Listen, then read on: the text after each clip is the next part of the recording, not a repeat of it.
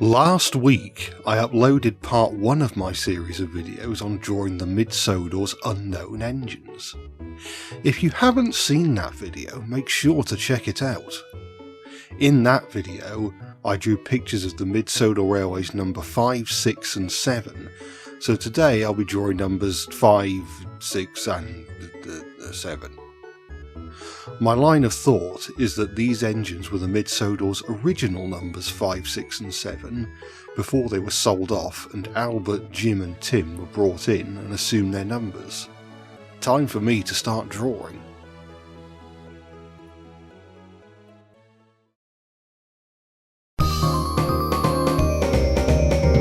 Picking a locomotive class for Gerry was somewhat deceptive. His model on Audrey's mid-Sodor layout was built from a Pico Ginette kit, which is loosely based on the Andrew Barclay 060 tanks Doll, Gertrude and Winifred. However, the earliest of these engines were built in 1915 and, given that I wanted Gerry to be the original number 5 before Albert, I figured that these engines were a bit too modern. After searching for types of narrow-gauge tank engines of an earlier vintage, I eventually settled on the various 240 tanks built by Bagnall during the 1890s. It's true that Gerry's model depicted an 060, but he did become an 040 after being demoted to spare engine, so my excuse is that I'm splitting the difference. Engines similar to this were built for the Groudle Glen Railway and the Ryan Camber Tramway, but I based Gerry specifically on the engine that would eventually be known as Rydal. It was built for a sugar plantation in Brazil, but the order was cancelled and went to the Plinlimmon and Hafun Tramway, where it was regauged from 2 foot 5.5 inches to 2 foot 3 inches. This line only operated for 2 years, and afterwards the engine ended up on the Vale of Rydal Railway, hence the name. I've added details to Gerry that differ from the bases I've given him, such as an enclosed cab with a rear coal bunker and a Belpaire firebox. It's possible that Gerry wasn't built with these details when new, but acquired them through rebuilds. Gerry used to pull the horse and cart in the days before Jim arrived on the railway. They're both green 6-wheel tank engines, so I wanted to make him different from Jim in terms of personality. So I decided to make him Jim's antithesis. As established in my previous video, Jim likes to take things slowly and likes to live in the moment. Therefore I've made Gerry a more impatient engine that likes to be on the move all the time. He likes to pull his goods trains very quickly and thinks he's improving them by doing so. After all, the railway's customers can now get their goods much earlier than expected. However, this means he also reckons without fragile items that need to be handled with care, or the rails that aren't always in the best condition. Truly, Gerry is a trailblazer for the various characters in the hit era of Thomas that always have to learn to take trains slowly and carefully. I really wanted to sell the idea that Gerry is hurtling along at an unreasonably high speed, so I tilted the angle of the scene slightly and added some people on the platform of Ulfstead Road reacting to the wind caused by Gerry's reckless driving. Also, some sparks are coming from his wheels, and there's some ballast getting blown away. Eventually, the mid-Sodor manager had had quite enough of Gerry's recklessness and sold him to some other railway. Wherever he is now, if he's still alive and steaming, I hope he's able to pull faster services that better fit his way of pulling trains.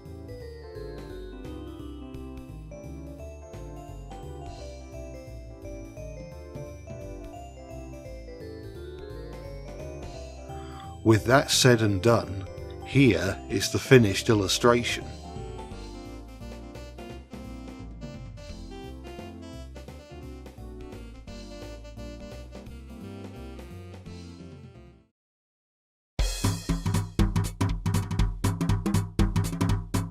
Audrey's model of John was an 040 saddle tank made using a Pico James kit. no relation to James the Red engine. This model kit was roughly based on saddle tank engines produced by Bagnall. Like with the Barclay 060 tanks, I wanted to make sure that the Bagnall 040 saddle tanks were period correct. Luckily I was able to find an example built in 1897 called Isabel.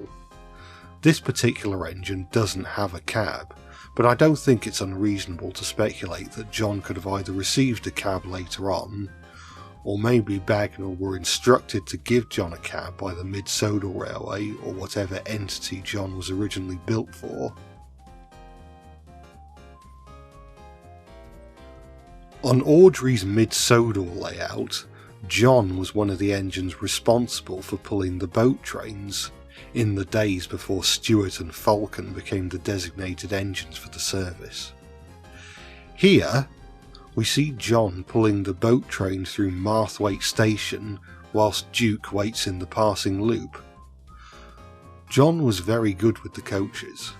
Whilst most engines like to sing little songs to the coaches to get them running nicely, these typically just involve the sound of the engines puffing combined with the sounds of the wheels on the rail joints.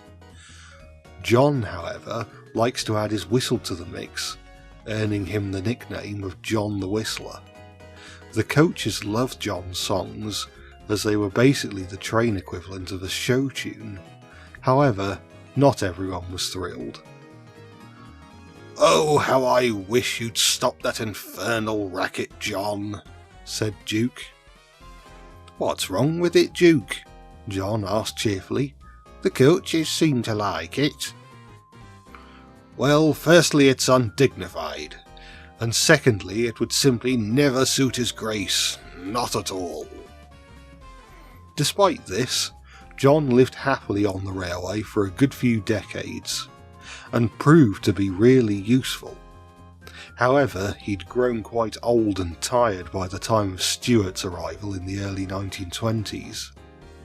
He was sold off soon afterwards, with his number 6 being acquired by Jim.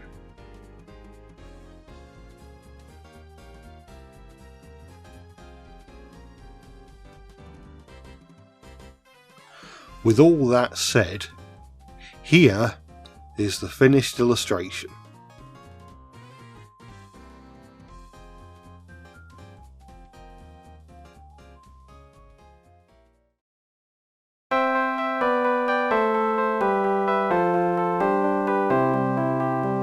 There's pretty much no ifs or buts regarding what engine Jennings is based on.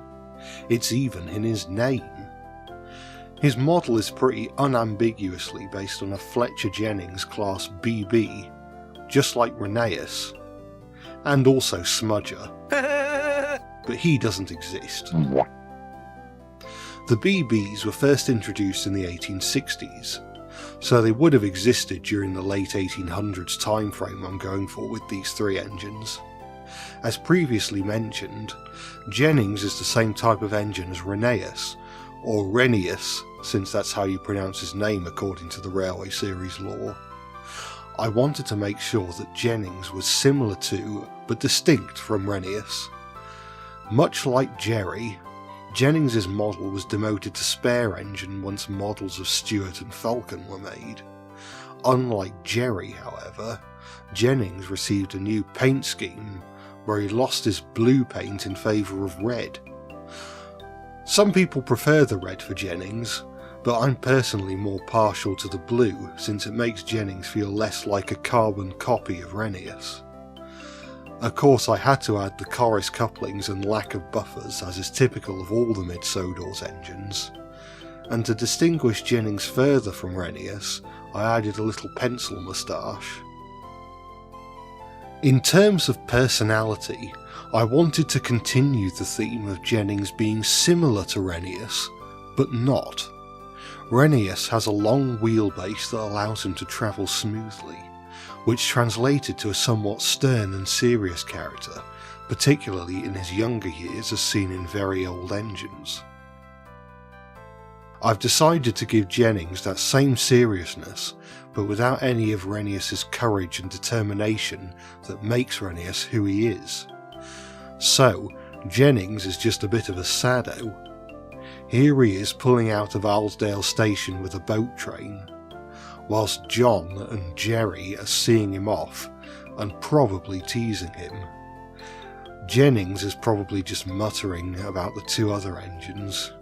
Yeah, I'm so much better than you are. Look at me, pulling the boat train. I'm so glad I'm not a complete loser like you two.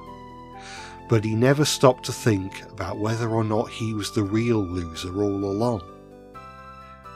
Interestingly, in some of my old videos from 2009, I did feature a character based on a Fletcher Jennings BB that worked on the Mid-Sodor Railway. However, he was called Gerry with a J, and was basically a mixture of what was publicly known about Gerry and Jennings at the time. The main thing I remember about his character was that he was haunted by the ghost of a Quarry Hunslet locomotive that he wrongfully believed stole his life savings. My old videos were a bit weird. Watch them at your own risk. And so, here is the completed image. And there were 3 more of the Mid-Sodor Railway's mystery engines, described and illustrated by me. It was interesting finding ways to interpret these characters that felt new and interesting.